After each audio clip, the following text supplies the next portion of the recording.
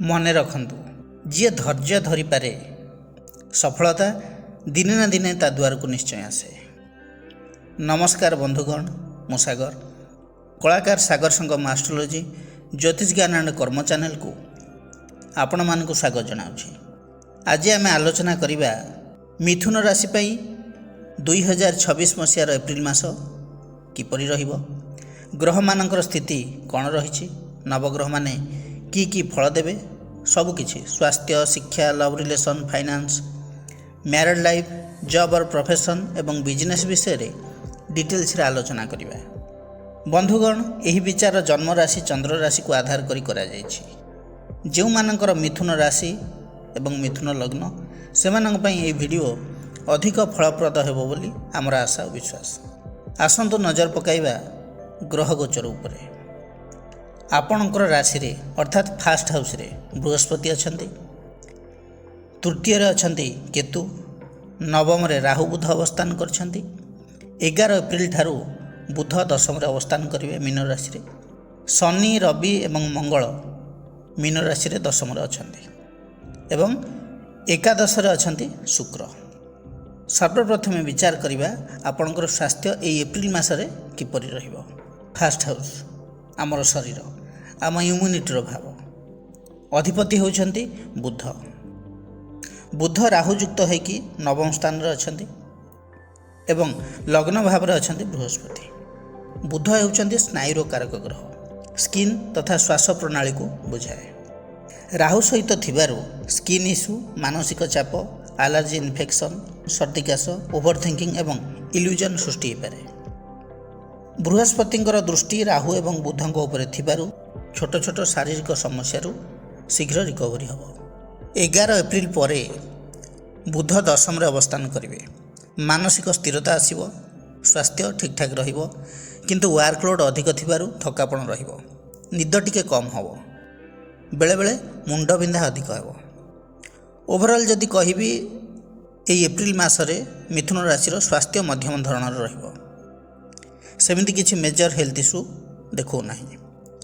ମାନସିକ ଚାପ ଟିକେ ରହିବ, ଆଉ ଡାଇଜେସନ୍ ଇସ୍ୟୁ ରହିପାରେ, ନର୍ଭସ୍ ସିଷ୍ଟମ୍ ୱିକନେସ୍ ଟିକେ ରହିବ। ଏବେ ଆଲୋଚନା କରିବା ଫାଇନାନ୍ସ ବିଷୟରେ। ଦ୍ୱିତୀୟ ଭାବ ଫାଇନାନ୍ସର ଭାବ, ଏକାଦଶ ଭାବ ଲାଭର ଭାବ, ଆୟର ଭାବ ଏବଂ ବୃହସ୍ପତି ହେଉଛନ୍ତି ଧନକାରକ ଗ୍ରହ। ଆୟ ଦୃଷ୍ଟିରୁ ଯଦି ଦେଖିବା, ଏହି ମାସରେ ଏକାଦଶ ଅଧିପତି ମଙ୍ଗଳ ଦଶମରେ ଅଛନ୍ତି, ତେଣୁ ଜବ୍ ଅର୍ ପ୍ରଫେସନ୍ କିମ୍ବା ବିଜନେସ୍ରୁ ନୂଆ ଆୟର ସୁଯୋଗ ଆସିପାରେ। ଜବ୍ରେ ଏକ୍ସଟ୍ରା ରେସ୍ପନ୍ସିବିଲିଟି ସାଙ୍ଗକୁ ଏକ୍ସଟ୍ରା ଇନକମ୍ ମଧ୍ୟ ମିଳିପାରେ। ବିଜନେସ୍ରେ କ୍ଲାଏଣ୍ଟ ବୃଦ୍ଧି ହେବାର ଦେଖାଉଛି। ଗଭର୍ଣ୍ଣମେଣ୍ଟ ରିଲେଟେଡ୍ କାମରୁ ଲାଭ ମଧ୍ୟ ହୋଇପାରେ। ଧନକାରକ ଗ୍ରହ ବୃହସ୍ପତି ଲଗ୍ନରେ ଥିବାରୁ ଧନ ସଞ୍ଚୟ କରିବାର ବୁଦ୍ଧି ଏବଂ ପ୍ଲାନିଂ ବଢ଼ିବ। ଫ୍ୟାମିଲି ୱେଲ୍ଥ ବଢ଼ିବାର ଯୋଗ ମଧ୍ୟ ରହିଛି। ଲଙ୍ଗ୍ ଟର୍ମ ସେଭିଙ୍ଗସ୍ ପାଇଁ ମନରେ ଭାବନା ଆସିପାରେ। ସେଭିଙ୍ଗସ୍ ଗ୍ରାଜୁଆଲି ଇନକ୍ରିଜ୍ ହେବ। ଦ୍ୱିତୀୟ ଭାବ ମଧ୍ୟ ପରିବାରର ଆୟକୁ ବୁଝାଏ, ତେଣୁ ପରିବାରରେ କେହି ଜବ୍ ପାଇପାରନ୍ତି ଏହି ସମୟରେ କିମ୍ବା ବିଜନେସ୍ରେ ଡେଭଲପ୍ କରିପାରନ୍ତି। ଫ୍ୟାମିଲି ସପୋର୍ଟ ମିଳିବ, ଘରେ ଫାଇନାନ୍ସିଆଲ ଷ୍ଟେବିଲିଟି ଆସିବ। କିନ୍ତୁ ଏପ୍ରିଲ ସେକେଣ୍ଡ ୱିକ୍ରୁ କିଛି ଅନଏକ୍ସପେକ୍ଟେଡ୍ ଏକ୍ସପେନ୍ସେସ୍ ମଧ୍ୟ ଦେଖାଉଛି। କ୍ୟାରିୟର ଇମ୍ପ୍ରୁଭମେଣ୍ଟ ପାଇଁ ଖର୍ଚ୍ଚ ହୋଇପାରେ। ହୋମ୍ ଡେକୋରେସନ୍, ଭେହିକିଲ୍ କିମ୍ବା କୌଣସି ରିଲିଜିୟସ୍ ସ୍ପିରିଚୁଆଲ୍ କାମରେ ଖର୍ଚ୍ଚ ହୋଇପାରେ। ଖର୍ଚ୍ଚ ତ ରହିବ, କିନ୍ତୁ ଇନକମ୍ ଦ୍ୱାରା ମ୍ୟାନେଜ୍ ବି ହୋଇଯିବ। ଓଭରଅଲ୍ ଯଦି କହିବି, ଏହି ମାସରେ ଫାଇନାନ୍ସିଆଲ ସ୍ଥିତି, ଇନକମ୍ ତ ହେବ, ଫ୍ୟାମିଲି ଇନକମ୍ ଷ୍ଟେବୁଲ୍ ରହିବ, ସେଭିଙ୍ଗସ୍ ବଢ଼ିବ, ଏକ୍ସପେନ୍ସେସ୍ ମ୍ୟାନେଜ୍ ହୋଇଯିବ। ଏବେ ଆଲୋଚନା କରିବା ଶିକ୍ଷା ବିଷୟରେ। ପଞ୍ଚମ ଭାବ ଶିକ୍ଷାର ଭାବ, ପଞ୍ଚମାଧିପତି ଶୁକ୍ର ଅଛନ୍ତି ଏକାଦଶରେ ମେଷ ରାଶିରେ ଏବଂ ପଞ୍ଚମ ଭାବକୁ ବୃହସ୍ପତିଙ୍କର ଦୃଷ୍ଟି ରହିଛି। ଏହି ସ୍ଥିତି କହୁଛି ଏହି ଏପ୍ରିଲ ମାସରେ ଶିକ୍ଷାରେ ଶୁଭ ଫଳ ମିଳିବ। ଏକାଦଶ ଭାବ ହେଉଛି ଲାଭର ଭାବ, ଇଚ୍ଛା ପୂରଣର ଭାବ, ସଫଳତାର ଭାବ। ତେଣୁ ବିଦ୍ୟାର୍ଥୀମାନେ ପରିଶ୍ରମର ଫଳ ନିଶ୍ଚିତ ଭାବରେ ପାଇବେ। ଏକ୍ଜାମ୍, କମ୍ପିଟେଟିଭ୍ ପ୍ରିପାରେସନ୍ ଯଦି କରୁଥିଲେ, ତେବେ ରେଜଲ୍ଟ ଭଲ ନିଶ୍ଚୟ ମିଳିବ। ଗ୍ରୁପ୍ ଷ୍ଟଡି, ଡିସ୍କସନ୍, ସେମିନାର ଦ୍ୱାରା ବେନିଫିଟ୍ ମିଳିପାରେ। ବୃହସ୍ପତିଙ୍କର ଶୁଭ ଦୃଷ୍ଟି ପଞ୍ଚମ ଭାବକୁ ଯେହେତୁ ରହୁଛି, ବୃହସ୍ପତି ହେଉଛନ୍ତି ଜ୍ଞାନ ଏବଂ ଶିକ୍ଷାର କାରକ ଗ୍ରହ। ପାଠପଢ଼ାରେ ଇଣ୍ଟରେଷ୍ଟ ବଢ଼ିବ ବିଦ୍ୟାର୍ଥୀମାନଙ୍କର। ହାୟର ଏଜୁକେସନ୍, ମ୍ୟାନେଜମେଣ୍ଟ, ସ୍ପିରିଚୁଆଲ୍ ନଲେଜରେ ଭଲ ପ୍ରୋଗ୍ରେସ୍ ଦେଖିବାକୁ ମିଳିବ। ଟିଚର ବା ମେଣ୍ଟରଙ୍କର ସପୋର୍ଟ ବି ମିଳିବ। ଷ୍ଟୁଡେଣ୍ଟସ୍ ମାନଙ୍କର ଷ୍ଟଡି ଫୋକସ୍ ଏହି ସମୟରେ ଅଧିକ ରହିବ।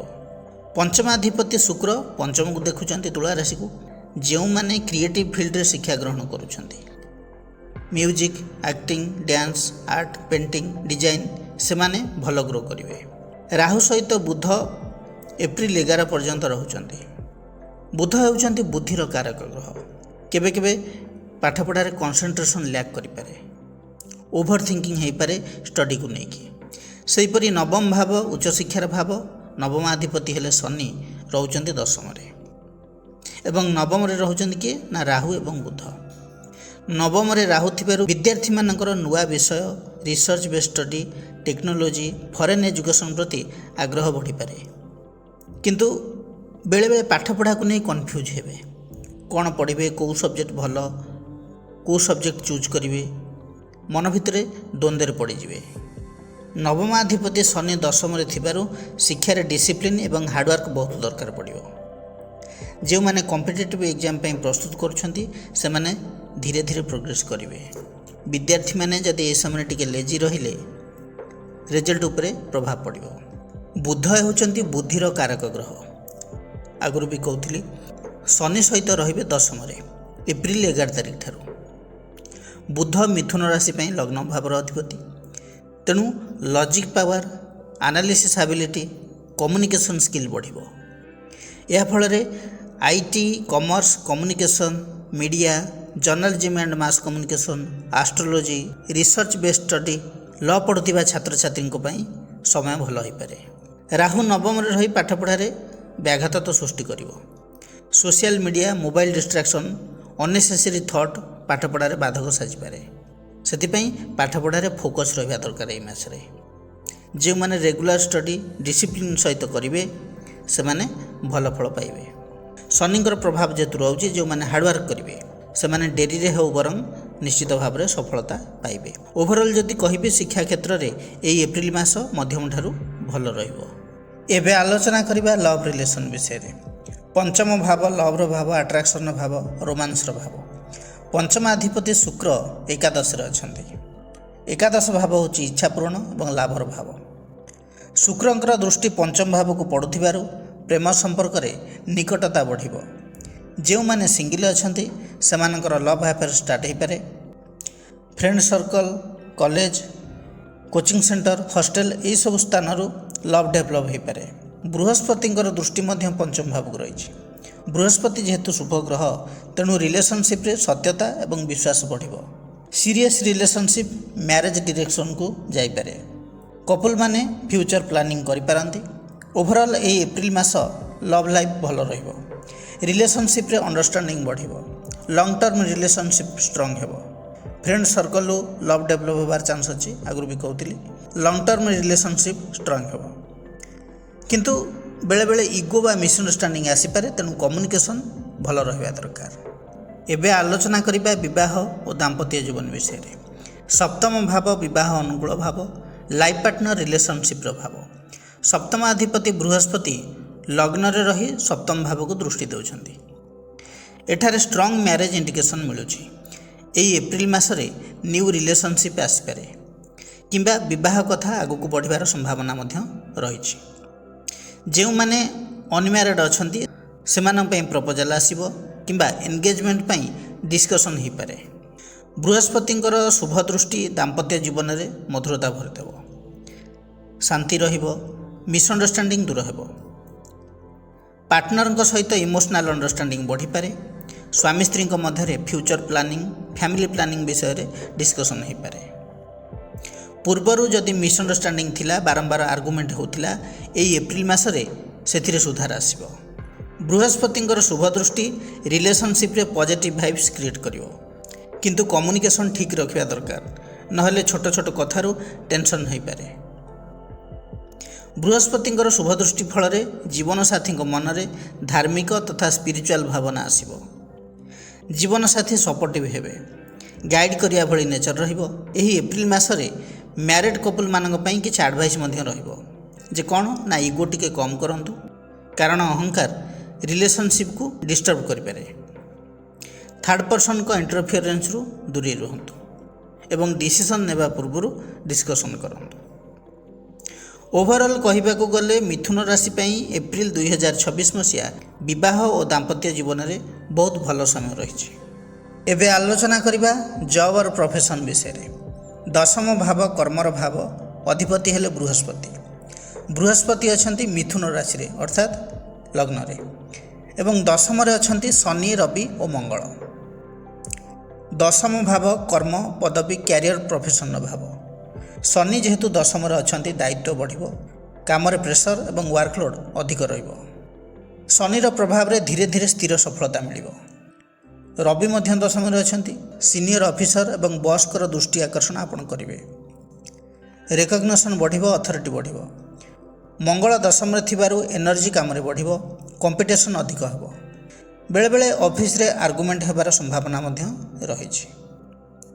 दशमाधिपति बृहस्पति लग्न रे थिबारु जे माने जॉब सर्च रे अछंती सेमानक पई एही एप्रिल मास रे इंटरव्यू एवं अपॉर्चुनिटी आसी पारे।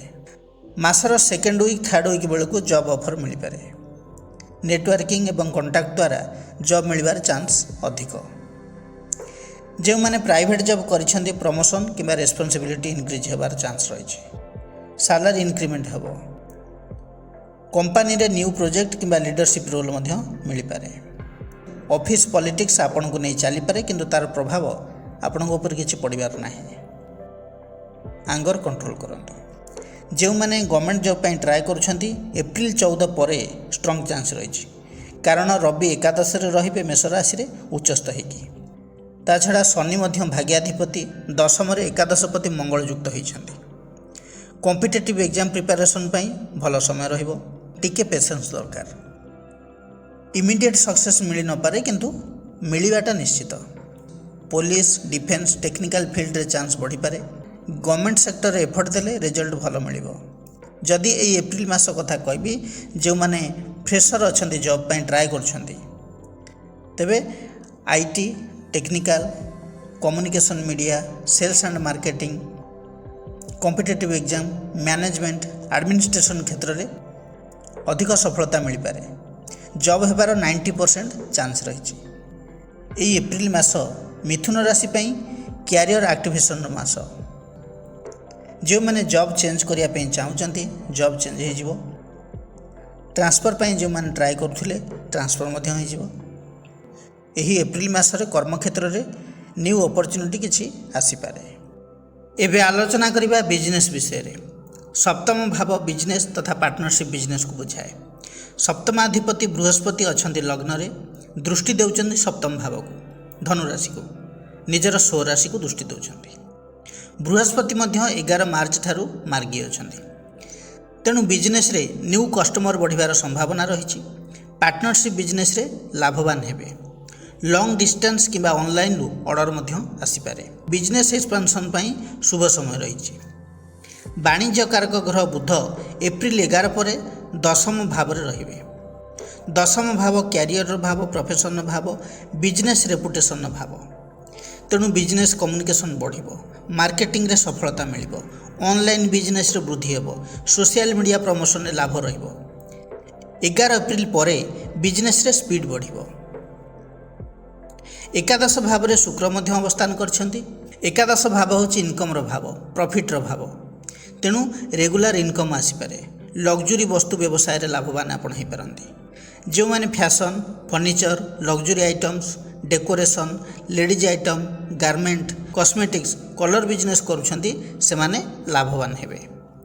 जो माने सीजन वाइज बिजनेस करूछंती जेमति कि cold drinks juice shop ice cream business करूछंती फैन कूलर एसी ए सब रिलेटेड बिजनेस करूछंती फ्रूट बिजनेस करूछंती ऑनलाइन प्रोडक्ट सेलिंग करूछंती से माने मध्य लाभवान हेबे। जो माने बड़ व्यवसायी इन्वेस्टमेंट प्लानिंग भल हेबो। न्यू बिजनेस डील हो पारे एवं पार्टनरशिप बढ़ी पारे। एप्रिल सेकेंड हाफ रे प्रॉफिट बढ़िबो किंतु हाई अमाउंट रो इन्वेस्टमेंट देखि चाहि करबाटा आपण पई भल हेबो। आउ जो माने छोट व्यवसायी अछंती स्मॉल बिजनेस करूछंती सेमानकर डेली इनकम रे सुधार आसीबो। न्यू कस्टमर्स मिलिबे। मार्केटिंग कले सेल्स बढ़िबो। लोकल बिजनेस भल चलिबो। एई एप्रिल मासटी बिजनेस रे स्टेडी ग्रोथ दे पारे। ओवरऑल जदि कहबी मिथुन राशि पई एई एप्रिल 2026 ବିଜନେସ୍ରେ ଗ୍ରୋଥର ସମ୍ଭାବନା, ପାର୍ଟନରସିପ୍ରେ ଲାଭ ଏବଂ 11 ଏପ୍ରିଲ ପରେ ବିଜନେସ୍ରେ ସ୍ପିଡ୍ ବଢ଼ିବ। ସିଜନାଲ୍ ବିଜନେସ୍ରେ ପ୍ରଫିଟ୍ ହେବ। ଛୋଟ ବ୍ୟବସାୟୀ ଏବଂ ବଡ଼ ବ୍ୟବସାୟୀମାନଙ୍କ ପାଇଁ ଏହି ମାସ ଶୁଭ ରହିବ। ମିଥୁନ ରାଶିର ବ୍ୟକ୍ତିବିଶେଷମାନେ ପ୍ରତିକାର କ'ଣ କରିବେ? ଆପଣଙ୍କର ରାଶିଆଧିପତି ହେଲେ ବୁଧ। ବୁଧଙ୍କର ବୀଜ ମନ୍ତ୍ର ଜପ କରନ୍ତୁ। ମନ୍ତ୍ରଟି ହେଲା ଓଂ ବ୍ରାଂ ବ୍ରିଂ ବ୍ରଂ ସ ବୁଧାୟ ନମଃ। ଦୈନିକ 108 ଥର ଜପ କରନ୍ତୁ। ଭଗବାନ ଗଣେଶଙ୍କର ଉପାସନା କରନ୍ତୁ। ଛୋଟ ପିଲାମାନଙ୍କୁ କିମ୍ବା ବ୍ରାହ୍ମଣଙ୍କୁ ସବୁଜ ରଙ୍ଗର ବସ୍ତ୍ର ଦାନ କରନ୍ତୁ। ବୃହସ୍ପତିଙ୍କର ଶୁଭତ୍ୱ ବୃଦ୍ଧି ପାଇଁ, ଶକ୍ତି ବଢ଼ାଇବା ପାଇଁ ହଳଦୀ, ଚଣା ଡାଲି ଏବଂ ହଳଦିଆ ବସ୍ତ୍ରର ଦାନ କରନ୍ତୁ। ଆପଣଙ୍କ ପାଖରେ ସବୁବେଳେ ସବୁଜ ରଙ୍ଗର ରୁମାଲଟିଏ ରଖନ୍ତୁ। ଭଗବାନ ବିଷ୍ଣୁଙ୍କର ପୂଜା କରନ୍ତୁ। ବିଷ୍ଣୁ ସହସ୍ର ନାମର ପାଠ କରନ୍ତୁ। ଆପଣଙ୍କ ପାଇଁ ଶୁଭ ରହିବ। ବନ୍ଧୁଗଣ, ଏହା ଥିଲା ମିଥୁନ ରାଶି ପାଇଁ ଏପ୍ରିଲ ମାସର ମାସିକ ରାଶିଫଳ ବିଷୟରେ ବିସ୍ତୃତ ଭାବରେ ଆଲୋଚନା। ଯଦି ଭିଡ଼ିଓଟି ଭଲ ଲାଗିଥାଏ ତେବେ ଲାଇକ୍, କମେଣ୍ଟ, ସେୟାର କରିବା ପାଇଁ ଜମାରୁ ବି ଭୁଲିବେ ନାହିଁ। ପୁଣି ଆସିବେ ଆଉ ଏକ ନୂଆ ଅଧ୍ୟାୟକୁ ନେଇ। ସେ ପର୍ଯ୍ୟନ୍ତ ରହୁଛି ନମସ୍କାର।